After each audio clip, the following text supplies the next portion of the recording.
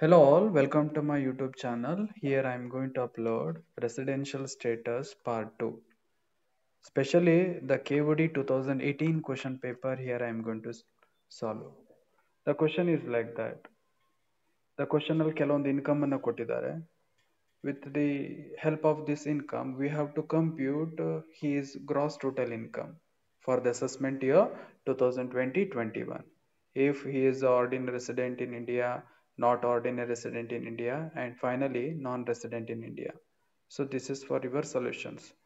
We require three column, particular column, or we can also be write kinds of income, ordinary resident column, not ordinary resident column, and non-resident column. So the first income. Profit from business in Raichur. The business being controlled from America, rupee 1,50,000. So controlled ಎಲ್ಲೇ ಆಗಿರಲಿ, profit basically received or basically sourced where in India only, no? Profit from business in Raichur means it is a purely Indian income and it is taxable to all party, all assessee, 1,50,000.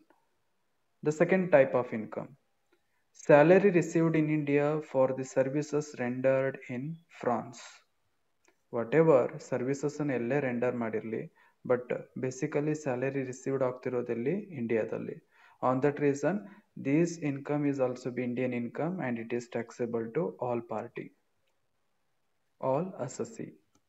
Then third income, profit from business in Sri Lanka, the business being controlled from Germany. ಇಷ್ಟೇ ಇತ್ತು ಅಂದರೆ ಇದು purely foreign income ಆಗ್ತಿತ್ತು. Out of rupee 2,50,000, 1 lakh received in India. This 1 lakh is a purely income, purely Indian income. This 1 lakh is taxable to all assessee. Out of rupee 2,50,000, 1 lakh hodre, remaining 1,50,000. This 1,50,000 is a purely foreign income. If any income is purely foreign income, then that income is only taxable ordinary resident in India. Because here profit from business in Sri Lanka, even though this business controlled from Germany. So this 1,50,000 is purely foreign income and it is taxable only to the ordinary resident in India.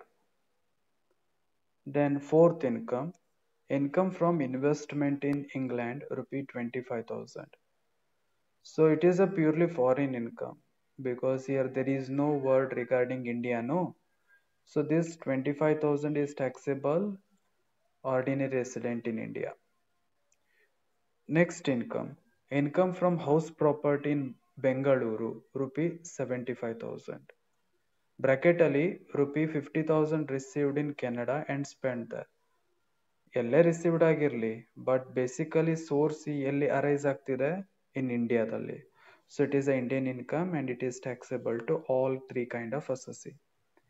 Next type of income, interest received from a non-resident against the loan given to him to run a business in Hubli, rupee 25,000. So loan given in India only, Hubli andre it is also be relates to the Indian income, and Indian income it is taxable to all kind of residential status. Then next type of income, salary received in Germany for the services rendered in Indian embassy or ambassador of Germany, rupee 1 lakh. Salary received in India, salary received in Germany, but services rendered in what? Indian embassy. So Indian income ಆಗಬೇಕು ಅಂದರೆ ಅದು arise ಆದ್ರೆ ಸಾಕು, ರಿಸೀವೇ ಆಗಬೇಕು ಅಂತೇನಿಲ್ಲ. So it is treated like an Indian income and it is taxable to ordinary resident, not ordinary resident, and even non-resident. Then next type of income, dividend from JSW Limited, rupee 10,000. JSW Limited is an Indian company.